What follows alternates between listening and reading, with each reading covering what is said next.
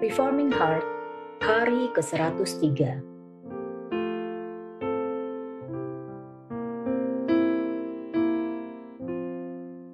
Renungan ini diambil dari website pemuda.stemi.id.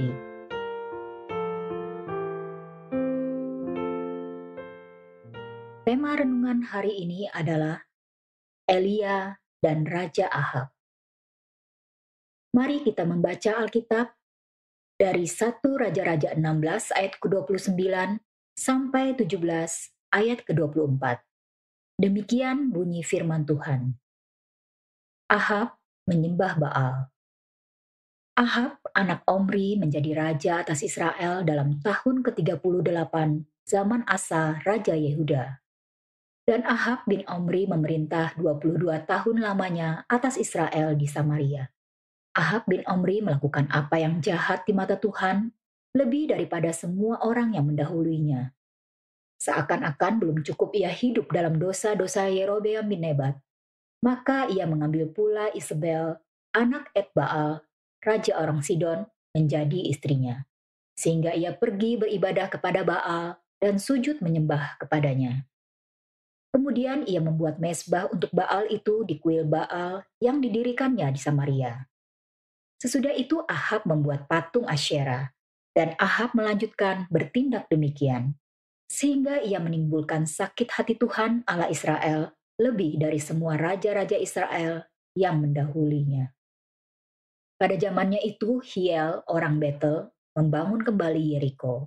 Dengan membayarkan nyawa Abiram, anaknya yang sulung, ia meletakkan dasar kota itu. Dan dengan membayarkan nyawa Segub, anaknya yang bungsu, ia memasang pintu gerbangnya, sesuai dengan firman Tuhan yang diucapkannya dengan perantaran Yosua bin Nun. Elia di tepi sungai Kerit. Lalu berkatalah Elia, orang Tisbe, dari Tisbe Gilead, kepada Ahab, "Demi Tuhan yang hidup, Allah Israel, yang kulayani, sesungguhnya tidak akan ada embun atau hujan pada tahun-tahun ini, kecuali kalau kukatakan." Kemudian datanglah firman Tuhan kepadanya, "Pergilah dari sini, berjalanlah ke timur dan bersembunyilah di tepi sungai Kerit, di sebelah timur sungai Yordan. Engkau dapat minum dari sungai itu, dan burung-burung gagak telah kuperintahkan untuk memberi makan engkau di sana." Lalu ia pergi dan ia melakukan seperti firman Tuhan. Ia pergi dan diam di tepi sungai Kerit, di sebelah timur sungai Yordan. Pada waktu pagi dan petang, burung-burung gagak membawa roti dan daging kepadanya, dan ia minum dari sungai itu. Elia dan janda di Sarfat. Tetapi sesudah beberapa waktu, sungai itu menjadi kering, sebab hujan tiada turun di negeri itu. Maka datanglah firman Tuhan kepada Elia, "Bersiaplah, pergi ke Sarfat, yang termasuk wilayah Sidon, dan diamlah di sana. Ketahuilah, aku telah memerintahkan seorang janda untuk memberi engkau makan." Sesudah itu ia bersiap lalu pergi ke Sarfat. Setelah ia sampai ke pintu gerbang kota itu, tampaklah di sana seorang janda sedang mengumpulkan kayu api. Ia berseru kepada perempuan itu, katanya, "Cobalah ambil bagiku sedikit air dalam kendi, supaya aku minum." Ketika perempuan itu pergi mengambilnya, ia berseru lagi, "Cobalah ambil juga bagiku sepotong roti." Perempuan itu menjawab, "Demi Tuhan, Allahmu yang hidup, sesungguhnya tidak ada roti padaku sedikit pun, kecuali segenggam tepung dalam tempayan dan sedikit minyak dalam buli-buli. Dan sekarang aku sedang mengumpulkan 2-3 potong kayu api, kemudian aku mau pulang dan mengolahnya bagiku dan bagi anakku. Dan setelah kami memakannya, maka kami akan mati." Tetapi Elia berkata kepadanya, "Janganlah takut, pulanglah, buatlah seperti yang kau katakan, tetapi buatlah lebih dahulu bagiku sepotong roti bundar kecil daripadanya, dan bawalah kepadaku. Kemudian barulah kau buat bagimu dan bagi anakmu. Sebab beginilah firman Tuhan Allah Israel, tepung dalam tempayan itu tidak akan habis, dan minyak dalam buli-buli itu pun tidak akan berkurang, sampai pada waktu Tuhan memberi hujan ke atas muka bumi." Lalu pergilah perempuan itu dan berbuat seperti yang dikatakan Elia, Maka perempuan itu dan dia, serta anak perempuan itu mendapat makan beberapa waktu lamanya. Tepung dalam tempayan itu tidak habis, dan minyak dalam buli-buli itu tidak berkurang, seperti firman Tuhan yang diucapkannya dengan perantaran Elia. Sesudah itu, anak dari perempuan pemilik rumah itu jatuh sakit, dan sakitnya itu sangat keras, sampai tidak ada nafasnya lagi. Kata perempuan itu kepada Elia, "Apakah maksudmu datang kemari, ya abdi Allah? Singgahkah engkau kepadaku untuk mengingatkan kesalahanku dan untuk menyebabkan anakku mati?" Kata Elia kepadanya, "Berikanlah anakmu itu kepadaku." Elia mengambilnya dari pangkuan perempuan itu dan membawanya naik ke kamarnya di atas dan membaringkan anak itu di tempat tidurnya.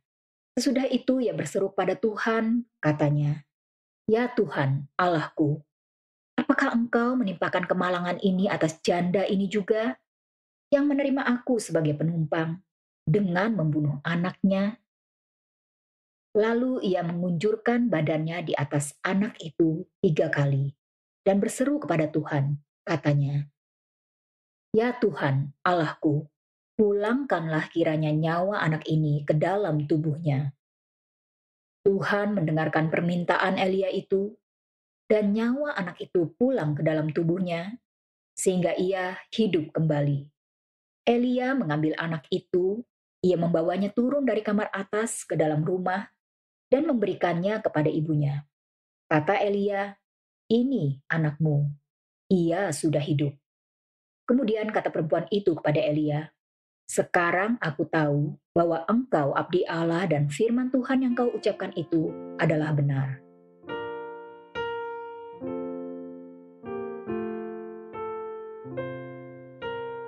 Mari kita merenungkan bagian firman Tuhan ini.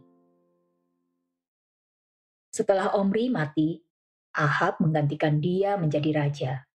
Inilah raja yang sangat populer bagi orang-orang zaman sekarang karena interaksinya dengan Elia.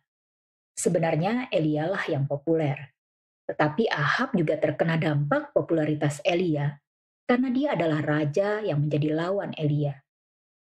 Ahab adalah raja yang jahat di mata Tuhan karena dia membuat peribadatan kepada Baal menjadi sesuatu yang populer di Israel pada waktu itu.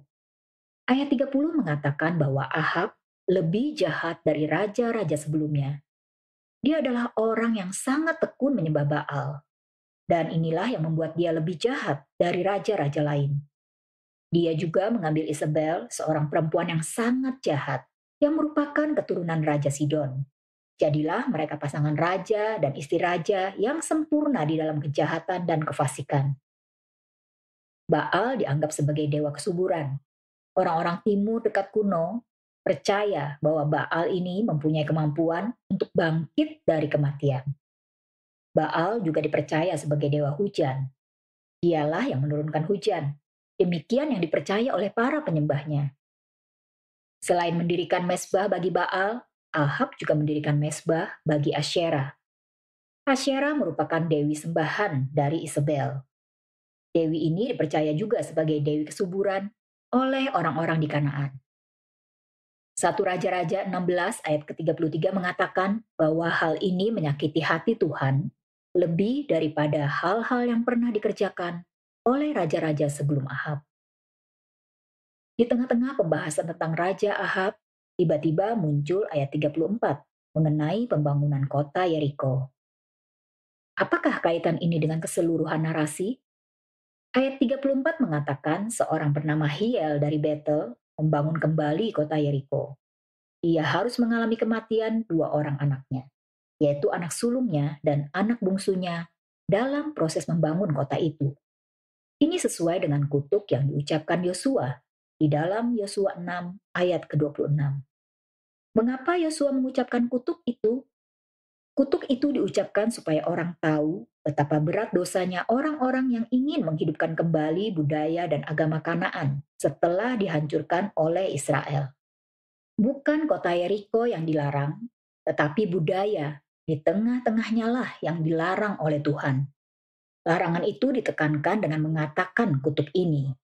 Ternyata tetap ada yang membangun kota Yeriko. Sesuai kutuk itu, dia harus kehilangan anak sulung dan anak bungsunya dalam proses memulai dan mengakhiri pembangunan kota itu. Ayat ini sengaja dimasukkan supaya orang melihat betapa berdosanya tindakan menghidupkan kembali budaya Kanaan yang telah Tuhan musnahkan melalui orang Israel. Jika demikian, bukankah Ahab melakukan hal yang sama dengan membuat mezbah Asyera, dewi orang Kanaan? Bukankah seharusnya Ahab dihukum dengan kutuk yang sama, bahkan lebih berat, karena dia bukan hanya membangun kota, tetapi membangun sistem ibadah yang sesuai dengan agama-agama orang Kanaan yang Tuhan amat benci. Keunikan lain dari bagian bacaan hari ini adalah kemunculan Elia. Elia, nabi Tuhan, muncul dan menginterupsi kisah raja-raja. Jika sebelumnya kisah kitab ini adalah kisah mengenai para raja di Israel dan Yehuda, maka pada bagian ini Elia pun diperkenalkan. Tanpa ada perkenalan yang panjang lebar, kisah pasal 17 langsung dimulai dengan seruan Elia mengenai kekeringan di tanah Israel. Elia mempunyai arti nama yang sangat sesuai dengan panggilannya. Arti nama Elia adalah Allahku adalah Yahweh. Panggilan Elia adalah menyatakan kepada Israel bahwa Tuhan, Yahweh, adalah Allah dan bukan Baal. Maka Elia segera menyerukan bahwa dia akan membuat tidak ada hujan hingga waktu yang lama. Ini adalah sindiran langsung kepada penyembah-penyembah Baal. Bukankah Baal dewa hujan? Lalu mengapa ada pengikut Yahweh yang berani mengatakan bahwa dia akan menghentikan hujan? Dewakah orang ini? Elia dengan berani menyatakan hal ini, lalu dia sendiri bersembunyi. Tuhan melindungi supaya dia tidak dibunuh Ahab yang pasti sangat marah dengan seruan yang menghina Baal, sekaligus mendatangkan bencana bagi negerinya sendiri. Maka Tuhan memelihara nabinya dengan cara yang unik. Burung gagak yang biasanya memakan daging, kali ini mengantarkan daging untuk Elia. Tuhan juga memakai seorang janda miskin untuk memelihara Elia. Perhatikan pasal 17 ayat ke-13. Ketika Elia tiba di rumah janda itu, dia minta dirinya dulu yang dibuatkan makan, baru si janda itu dengan anaknya boleh membuat makanan untuk mereka. Ini bukan perintah dari orang sombong, tapi ini adalah perintah dari seorang pemimpin rohani yang ingin melatih janda miskin itu untuk mempercayakan segalanya kepada Allah dan kepada dirinya sebagai nabi Allah yang sejati. Elia yang berada dalam persembunyian dipelihara oleh Tuhan dari bencana kelaparan. Dan kehadiran Elia di tempat janda dari Sarfat pun bukan hanya sebagai tamu, tetapi dia juga mengerjakan banyak tanda-tanda mujizat. Salah satunya adalah membangkitkan orang mati. Anak dari janda itu tiba-tiba sakit parah hingga akhirnya mati.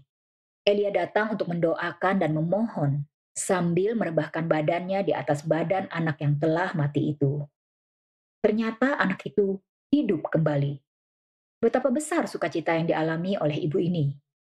Sukacita karena dapat menyaksikan mujizat? Bukan, melainkan sukacita karena di tengah-tengah mereka ada seorang nabi. Tuhan mendidik Elia untuk berserah kepada penyertaan Tuhan. Dia harus tinggal di rumah seorang janda miskin untuk bisa dipelihara hidupnya. Dia harus mengandalkan burung gagak untuk mendapatkan daging. Inilah pembentukan Tuhan bagi Elia. Elia harus melakukan tugasnya, berseru kepada raja-raja dan kepada orang-orang Israel. Tetapi ada periode di mana dia harus bersembunyi dan sungguh-sungguh mengandalkan pimpinan dan pemeliharaan Tuhan saja.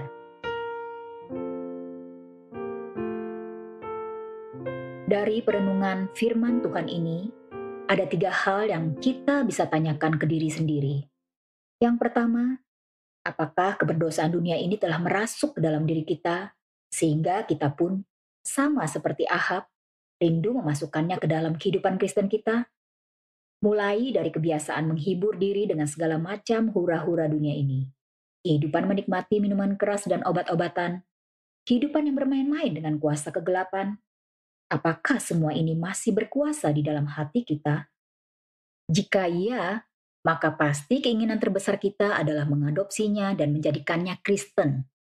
Yang senang musik-musik disco, langsung masukkan musik ini untuk dinyanyikan di gereja. Yang senang loncat-loncat di klub malam, pasti senang kalau di gereja juga loncat-loncat. Tidak tahukah kita bahwa penyembahan berhala di Israel terjadi karena penyembahan berhala itu sesuatu yang umum di dunia pada waktu itu, dan bahwa penyembahan berhala menawarkan suatu kepuasan nafsu duniawi sehingga ingin dimasukkan bersama-sama dengan ibadah kepada Allah yang sejati, supaya ibadah kepada Allah yang sejati bisa lebih kontemporer, lebih menarik bagi dunia, dan lebih menyenangkan bagi orang-orang yang hawa nafsunya masih belum bisa ditaklukkan untuk tunduk kepada apa yang Tuhan senangi. Hal yang kedua, mari renungkan juga bahwa Elia yang akan dipakai Tuhan memberikan nubuat bahwa di Israel tidak akan ada hujan selama tahun-tahun ke depan. Setelah itu Tuhan membawa dia ke daerah Syarfat dan memberi berkat bagi seorang janda yang berada di luar daerah Israel. Tuhan memberkati orang kafir dan membiarkan umatnya kekeringan. Ini terjadi karena umat Tuhan telah membuat sakit hati Tuhan. Ini jugalah yang Tuhan Yesus katakan di dalam Lukas 4 ayat ke-25 sampai ke-26. Demikian juga untuk zaman kita sekarang. Biarlah kita belajar untuk setia kepada Tuhan di dalam segala situasi tanpa menganggap diri lebih penting dari orang lain. Kita yang mengaku sebagai anak Tuhan harus mengingat bahwa kita tidak ada bedanya dengan orang lain yang menolak Tuhan. Hanya karena Tuhan beranugerah memberikan kita hati yang mau berbalik kepada Tuhan. Itulah satu-satunya alasan kita dapat menjadi anak-anaknya. Maka biarlah kita gentar dan tidak menganggap diri penting. Kita tidak penting. Tuhan bisa menutup jalan bagi kita dan membukanya bagi orang lain yang tidak layak. Kita semua tidak penting, tetapi Tuhan mengasihani kita, maka kita menjadi seperti kita sekarang ini. Ini membuat kita tetap merasa tidak layak dan terus mau mengikuti Tuhan, seperti seorang hamba mengikuti tuannya. Kemanapun tuannya pergi.